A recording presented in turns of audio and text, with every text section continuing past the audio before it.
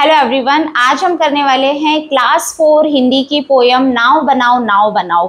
तो ये टीचर्स के लिए, अगर आप डेमो देने वाले हैं, इंटरव्यू फेस करने वाले हैं, तो आपके लिए हेल्पफुल होने वाला है। और अगर आप बच्चे हैं तो आपका भी ये पोयम बहुत अच्छे से आज क्लियर हो जाएगा।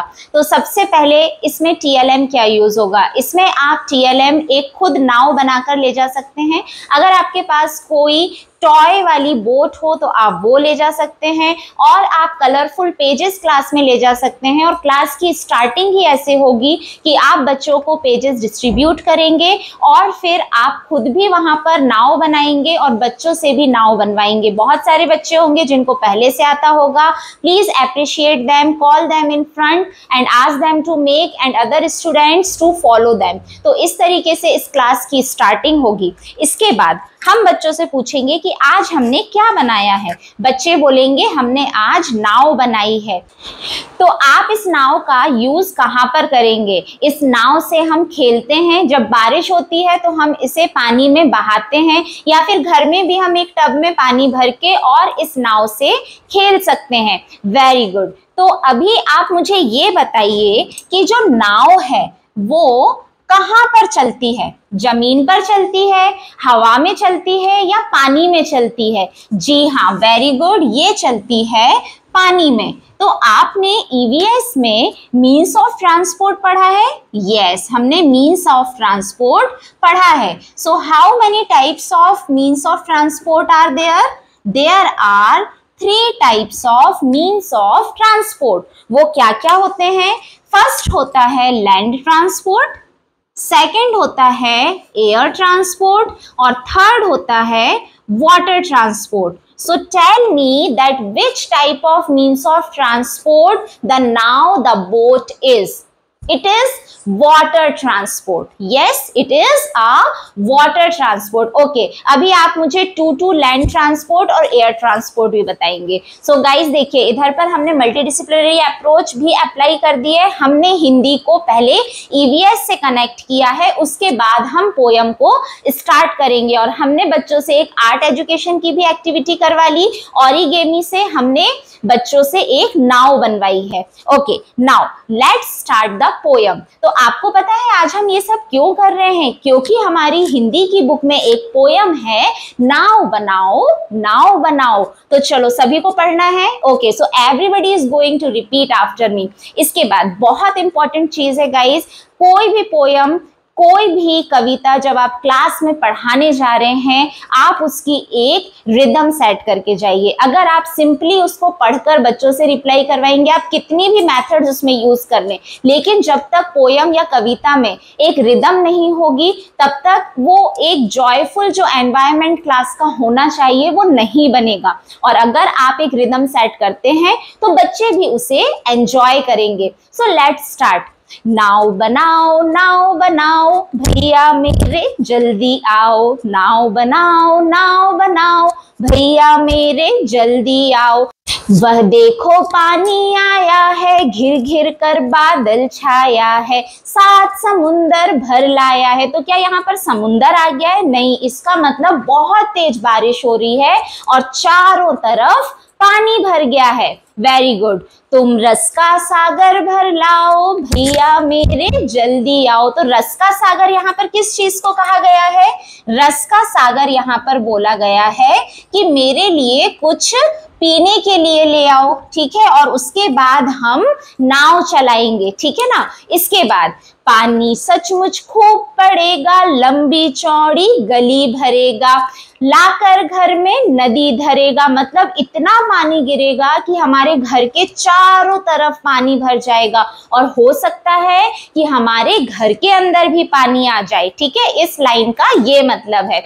इसके बाद ऐसे में तुम भी लहराओ भैया मेरे जल्दी आओ। ऐसे में तुम भी लहराओ से क्या मतलब है कि भैया आप आओ और हम सब मिलकर एंजॉय करेंगे, हम सब मिलकर मस्ती करेंगे। इसके बाद गुल्लक भारी अपनी खोलो, हल्की मेरी नहीं टटोलो, पैसे नए नए हीरो लो। मतलब जो हमें नाव बनानी है, नाव के लिए हमें रंग बिरंगे कागज चाहिए। वो रंग बिरंगे कागज कहाँ से आएंगे?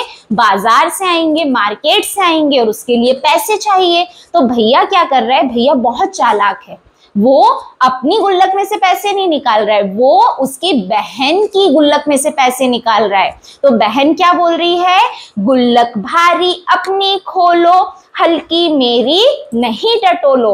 आपकी गुल्लक बहुत भारी है, उसमें बहुत सारे पैसे हैं, तो आप अपनी गुल्लक में से पैसे निकालो। मेरी तो हल्की है, उसमें थोड़े से पैसे हैं, तो आप उसको मत टटोलो, उसमें से पैसे मत निकालो। पैसे नए नए हीरो लो, मतलब आप अपने ही पैसे लो और मुझे रुलाओ मत, ठीक है ना? आप अपने पैसों को यूज करो। फिर बाजार लपक तुम लाओ, भैया मेरे जल्दी आओ, ले आओ कागज चमकीला, हरा लाल नीला पीला, रंग बिरंगा खूब रंगीला। मतलब आप बहुत सारे रंग बिरंगे कागज लेकर आओ बाजार से। कैंची चुटकी हाथ चलाओ, भैया मेरे जल्दी आओ। मतलब जल्दी से कैंची से काटो, जल्दी से मोड़ो और मेरे लिए एक नाव बना दो। हम सब मिलकर एक नाव बनाएंगे। छप छप कर कूड़े से अड़ती। अब देखो नाव बन गई है, ठीक है? नाव तो दोनों भाई बहन ने मिलके बना ली है, लेकिन जब वो इसको पानी में तैरा रहे हैं तो क्या हो रहा है? सड़क के किनारे कूड़ा पड़ा हुआ है और ये नाव जो है इसमें जाकर अड़ जाती है। तो इससे आपको क्या समझ में आ रही है बात कि हमें कभी भी सड़क पर या नालियों में कचरा नहीं फेंकना चाहिए। हमेशा हमें कचरा फेंकने के लिए किस चीज का यूज करना चाहिए? डस्टबिन का। वेरी गुड, है ना? रोड पर भी जगह जगह पर डस्टबिन होते हैं, हमें हमेशा कचरा वहां फेंकना चाहिए। रोड पर या नाली में कचरा नहीं फेंकना चाहिए। ओके। छप छप कर कूड़े में अड़ती, बूंदों लहरों लड़ती बढ़ती, सबकी आंखों चढ़ती गढ़ती। मतलब कि हमने इतनी सुंदर नाव बनाई है कि सब लोग उस नाव को देखकर उसकी तारीफ कर रहे हैं, ठीक है ना? नाव तैरा मुझे हर्षाओ, भैया मेरे जल्दी आओ। मतलब आप प्लीज जल्दी से मेरे लिए नाव बना दो और मुझे हर्षाओ। हर्षाओ का मतलब क्या होता है? मतलब मुझे इससे खुशी होगी। जब आप नाव बनाओगे और हम जब रंग बिरंगी नाव को तैराएंगे तो हम सब बहुत खुश हो जाएंगे और मैं भी बहुत खुश हो जाऊंगी। क्या कहते मेरे क्या बस का, क्यों तब फिर वह किसके बस का, खोट सभी है बस आलस का। तो अब बहन अपने भाई से क्या बोल रही है कि क्या क्यों नहीं बना रहे हो, सब आलस कर रहे हो आप, चलो हम दोनों मिलकर बनाते हैं। इस तरह से आलस मत करो, आलस छोड़ो सब कर पाओ, भैया मेरे जल्दी आओ। ठीक है, जल्दी से आलस छोड़ो, जाओ रंग बिरंगे कागज लाओ, हम नाव बनाएंगे और उसके साथ खेलेंगे, उसे तैराएंगे और उससे हम सबको बहुत मजा आएगा और मुझे बहुत खुशी होगी।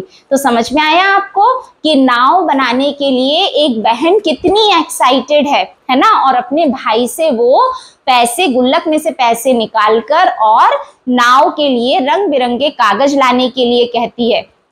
और इससे हमें क्या सीख मिल रही है कि हमें कभी भी कचरे को भी रोड पर नहीं फेंकना चाहिए। तो आप सभी भी बरसात में ऐसे ही एंजॉय करते हैं, रेनी सीजन एंजॉय करते हैं? ओके, अब आप मुझे बताएंगे कि रेनी सीजन में हम और कौन सी चीजें यूज करते हैं अपने आप को रेन से प्रोटेक्ट करने के लिए। ओके, सो गाइज देखिए किस तरह से हमने स्टार्टिंग की, किस तरीके से हमने एक्सप्लेनेशन किया, उसमें हमने कुछ मोरल वैल्यूज भी बच्चों को दी और फिर हमने लास्ट में एक और ईवीएस का कंटेंट ऐड कर दिया कि आप रेनी सीजन में कौन सी चीजें रेन से बचने के लिए यूज करते हैं। सो सी, आपकी अप्रोच कैसी है, आप कितना ज्यादा कितनी अच्छी चीजें बच्चों को एक ही टॉपिक के थ्रू समझा सकते हैं। This is called the quality of the teacher. तो अगर आपको मेरे ये वीडियोस अच्छे लगते हैं, पसंद आते हैं और हेल्पफुल है तो जल्दी से कर दीजिए लाइक, शेयर एंड सब्सक्राइब। और गाइज आप पूरा वीडियो देख लेते हैं लेकिन मेरे चैनल को सब्सक्राइब नहीं करते हैं, please do it because it's a very big motivation for me. Thank you.